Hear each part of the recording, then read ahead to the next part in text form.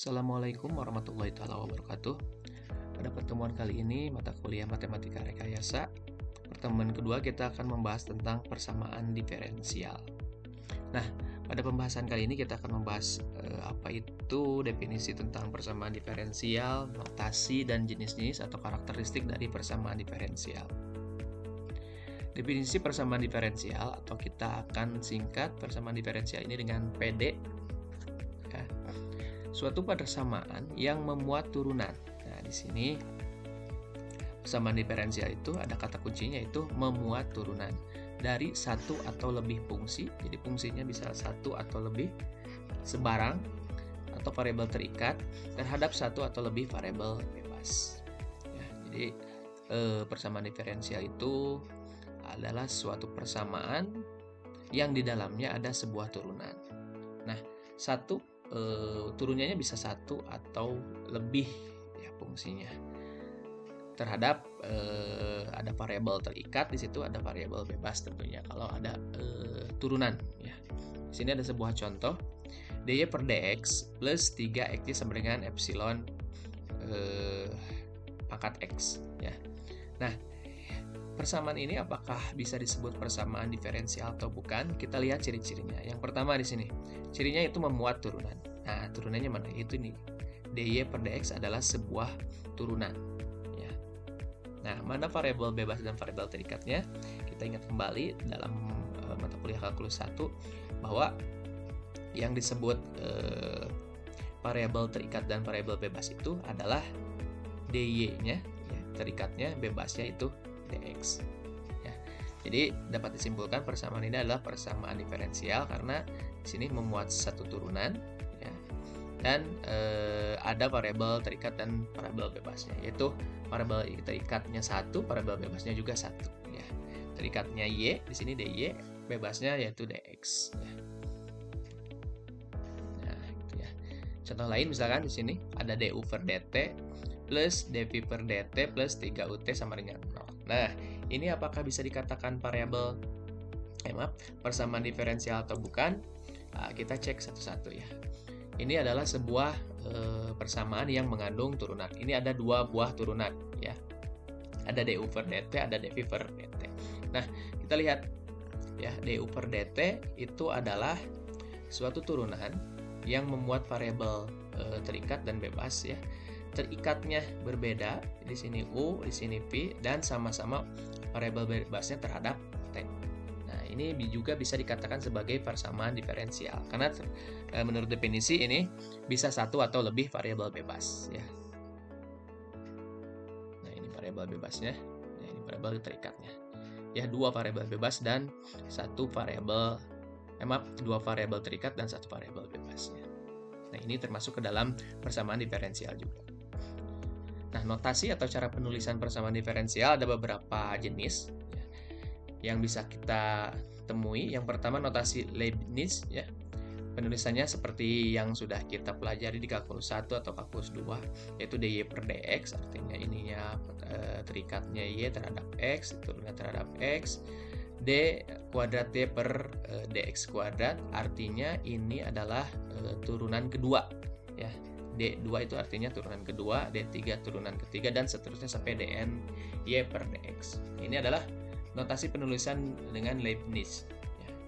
Seperti yang biasa kita temukan dalam mata kuliah dy kalkulus 1 ya. Contohnya di sini d kuadrat x plus dt kuadrat plus 6x sama dengan 0. Nah, ini juga termasuk ke dalam persamaan diferensial. Kenapa? Karena di sini ada mengandung turunan ya. Turunannya ada satu ya. Tetapi ini turunan kedua ya. Karena di sini ada D2 artinya turunan kedua. X-nya itu variabel terikat, bisa disebut juga variabel tak bebas per variabel bebasnya T ya, seperti itu. Yang kedua adalah notasi pangkat ya. Notasi pangkat yaitu kita bisa notasikan sebuah turunan itu ke dalam bentuk pangkat ya. Yang pertama ini y aksen ya, aksen 1, Y aksen 2 dan Y aksen 3. Artinya ini turunan pertama, turunan kedua, dan turunan ketiga. Nah, untuk turunan lebih dari 3 kita bisa tuliskan dengan dalam kurung 4, dalam kurung 5. Artinya ini diturunkan turunan keempat, turunan kelima, dan seterusnya ya. Dicirikan dengan tanda kurung. Di sini kan tidak terlihat apakah variabel bebasnya yang mana. Nah, kita bisa menuliskan seperti ini. Y aksen dalam kurung X artinya variabel terikatnya Y, ya variabel bebasnya seperti X. Ini juga sama ya. Berarti ini bebasnya yaitu T. Contoh di sini. Y aksen plus 5Y sama dengan epsilon pangkat X. Nah, ini kan tidak terlihat diturunkan terhadap variabel bebas yang mana ya, karena disimbolkan dengan Y aksen. Maka berbeda dengan Leibniz ya, kan terlihat variabel bebasnya itu ada di bawah. Nah, kalau seperti ini kita identifikasi ya persamaan diferensial ini. Nah, di sini ada pangkat X, artinya berarti turunan ini diturunkan terhadap variabel X, atau variabel bebasnya itu variabel X ya. Nah, yang satu lagi di sini Y aksen 2 ya, di sini berarti turunan kedua dikurangi Y aksen plus 6 sama dengan 0. Nah, di sini tidak terlihat nih variabel bebasnya yang mana. Kalau di sini kan bisa dilihat disama dengannya, kalau disama dengannya 0. Nah, kalau tidak terlihat seperti ini bebas ya, artinya bebas bisa diturunkan terhadap X, terhadap T, dan lain sebagainya ya, seperti itu. Yang ketiga ada notasi dot atau titik. Nah, ini biasanya digunakan dalam fungsi waktu ya, dalam waktu biasanya. Nah, cara penulisannya seperti ini, Y dot ya, S dot ada di atas dotnya. Nah, ini artinya ini Y ST ini diturunkan terhadap T atau terhadap waktu. Jadi variabel terikatnya X, variabel bebasnya T. Contoh seperti ini. Ada sebuah persamaan diferensial seperti ini. Nah, kita akan merubah ke dalam bentuk notasi dot. Artinya ini kan turunan kedua ya. Artinya berarti kalau turunan 2 berarti dotnya ada 2 ya, seperti itu. Nah, ini meskipun tidak ada T-nya, karena identik dot itu terhadap waktu, maka ini pasti diturunkannya terhadap waktu. 3 ds berarti ini turunan pertama, berarti dotnya 1 sama dengan min 32. Yang terakhir adalah notasi subscript ya. Variabel bebas diinisikan dengan subscript. Biasanya contohnya seperti ini ya. D kuadrat U plus DX kuadrat sama dengan D kuadrat U per DT kuadrat kurangi 2DU per DT ya. Ini kan turunan kedua, bisa ditulis, ini kan diturunkan terhadap X, berarti bisa ditulis variabel bebasnya itu UXX ya, artinya turunan kedua. Nah, ini ya turunan kedua. Terus ini juga turunan kedua terhadap T, berarti sama dengan kan UTT ya, karena ini turunan kedua. Ini UT, T-nya cukup 1 karena ini adalah turunan pertama ya, seperti itu. Nah, klasifikasi ya, ada beberapa jenis persamaan diferensial, bisa berdasarkan jenisnya, ordenya, atau linearitasnya ya.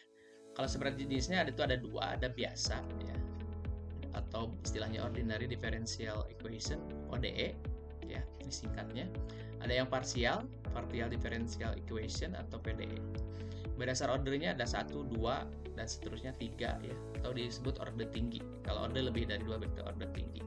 Kalau linearitasnya berarti persamaan diferensial linearitas sama non linear. Itu klasifikasi persamaan diferensial. Nah, kita akan membedakan berdasarkan jenisnya. Yang pertama yaitu PD atau persamaan biasa. Nah, persamaan diferensial biasa yaitu persamaan diferensial yang mengandung turunan dari satu atau lebih fungsi sembarang ya, atau variabel terikat terhadap hanya satu variabel. Nah, jadi variabel terikatnya ya, bisa satu atau lebih fungsi sembarang. Nah, jadi variabel terikatnya bisa lebih dari satu, tetapi variabel bebasnya itu harus satu. Nah, ya, jadi kuncinya ini ya. Contoh di sini nih. Ini variabel variabel bebasnya mana? Nah, ini variabel bebasnya ini ada 1 T. Nah, ini variabel terikatnya ada 2, X sama Y. Seperti itu ya. Oke. Jadi kalau menemukan persamaan diferensial yang variabel terikatnya ada 2 jenis atau 2 fungsi dan variabel bebasnya ada 1 jenis, ya itu berarti bisa disebut variabel diferensial biasa ya. Nah, yang kedua parsial, yaitu parsial itu kebalikannya ya. Jadi bebasnya lebih dari 1 ya. Ini bisa terlihat dengan sekilas mata ya, bisa membedakannya. Itu persamaan diferensial berdasarkan jenisnya. Nah, selanjutnya berdasarkan ordernya. Nah, order ini sangat mudah juga untuk menentukan ordernya. Dilihat dari pangkat tertinggi turunannya. Ya, maksudnya gini, ada turunan pertama, kedua, ketiga, dan keempat kan, dan seterusnya. Nah, lihat turunan keberapanya. Contoh ini. Ini ordernya order 2. Kenapa? Karena di sini turunannya turunan kedua. Nah, bedakan dengan ini. Kalau ini disebut pangkat, kalau ini disebut turunan. Ya. Jadi order itu dilihat turunannya ke berapa. Ya. Ini kan turunannya kedua. Nah, beda lagi nih, ini kan ini pangkatnya di luar. Nah, ini beda. Berarti ini bisa disebut persamaan diferensial order 2. Seperti itu. Lihat ininya, turunan pertama, kedua, atau ketiga. Terus berdasarkan linearitas. Persamaan linearitas dituliskan sebagai seperti ini ya, atau secara umumnya bisa ditulis seperti ini, dy per dx ya, variabel bebasnya bisa terhadap x atau terhadap y seperti itu. Nah, persamaan diferensial itu bisa dikarenakan linear jika fungsi tersebut linear pada variabel terikat dan turunan-turunannya. Ya, maksudnya ketika fungsi tersebut mengandung variabel terikat dan dikalikan dengan variabel turunannya, nah itu bisa dikatakan tidak terikat. Contoh seperti ini, fungsi trigonometri sin y. Nah, ini jelas ini tidak linear. Perkalian juga, jadi fungsi diferensial yang mengandung perkalian terhadap variabel terikatnya atau turunannya. Contoh seperti ini ya. Ini kan variabel terikatnya, ini turunannya. Nah, ini dikatakan tidak linear. Ini tidak linear. Atau berpangkat, ini juga sama, ini tidak linear. Atau eksponennya berpangkat variabel terikat, ini juga tidak linear. Jadi kalau mengandung turunan dan variabel terikatnya berbentuk perkalian seperti ini pangkat juga perkalian, itu tidak linear. Contoh misalnya ini kenapa dikatakan linear? Karena lihat, ini tidak mengandung trigonometri, ya jelas, tidak mengandung perkalian terhadap predikat tertentu, ya lihat. Ini kan dy dx, berarti ini ordernya kan order 2. Ini adalah linear. Ini juga kenapa disebut linear? Karena ciri-cirinya tidak terdapat fungsi trigonometri, tidak terdapat perkalian, ya, atau perpangkatan terhadap variabel terikatnya. Di sini perikatnya y kan, y. Nah, ini x, ini boleh, ya, ini boleh karena ini variabel bebasnya. Ini x boleh. Ini juga sama, x ini boleh karena ini variabel bebas. Yang tidak boleh itu variabel terikat. Contoh yang ini, nah ya, yang ini ada y pangkat 3. Nah, berarti ini ada perkalian, ya, atau perpangkatan, ini tidak linear. Nah, ini juga tidak linear. Kenapa tidak linear? Lihat, ini ada pangkatnya. Ya, ini sangat mudah menentukan linear atau tidaknya. Ya, demikian untuk pembahasan pertemuan kali ini.